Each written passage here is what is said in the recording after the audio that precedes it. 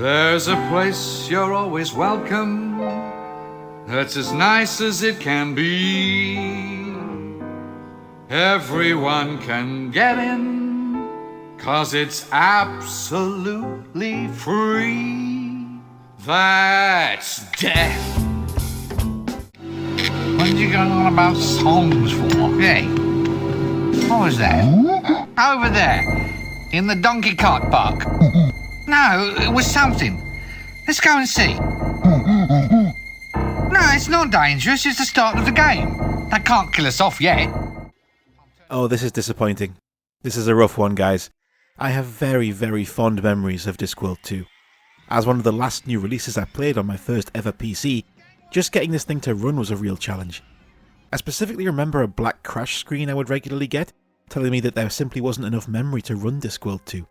Frustratingly, this wouldn't happen when you launched the game, but randomly, after an indeterminate amount of playtime, often when moving from one screen to another, sometimes after initiating dialogue or deciding to use an object.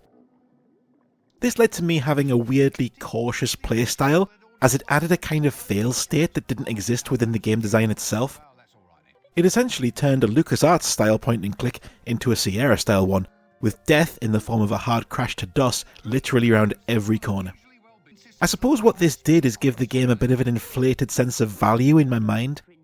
It was such a struggle to play that it felt amazing whenever it was playing.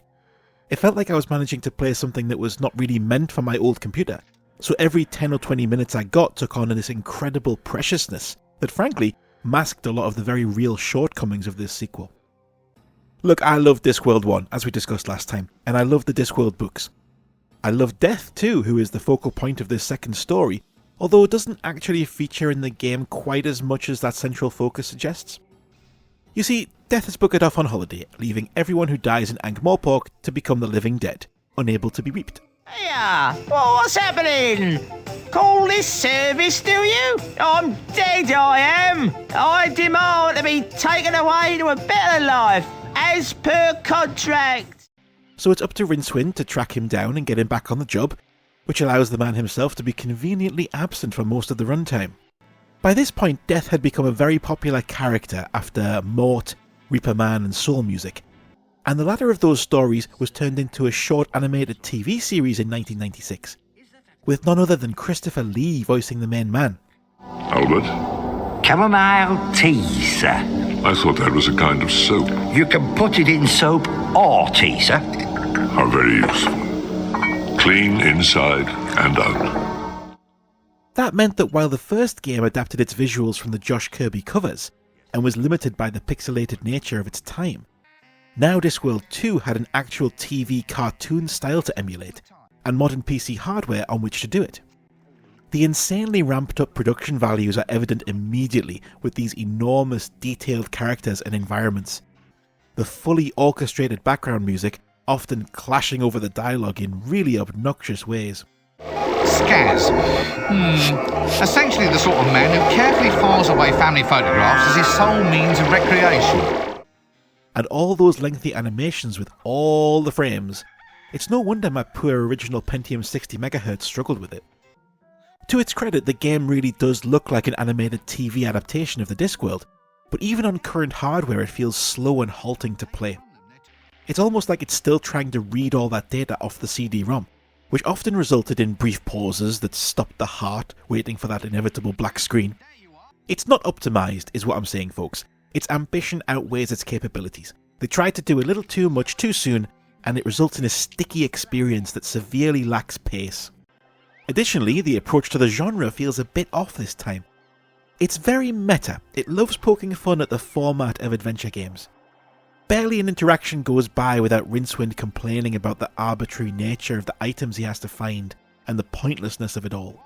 Just think, mate, a fortune could be just around the corner. All it takes is my know-how, the right actors, and a few dozen obscure objects from ludicrously scattered locations. And just how would you go about collecting all these items? Oh dear, oh dear, oh dear.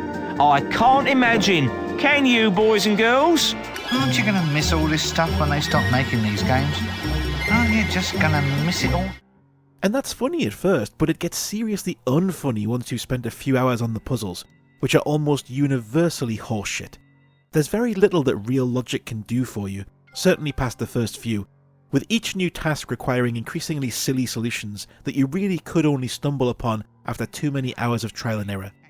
Or by purchasing the lovely full colour strategy guide, which I own, by the way, and full colour is a real stretch.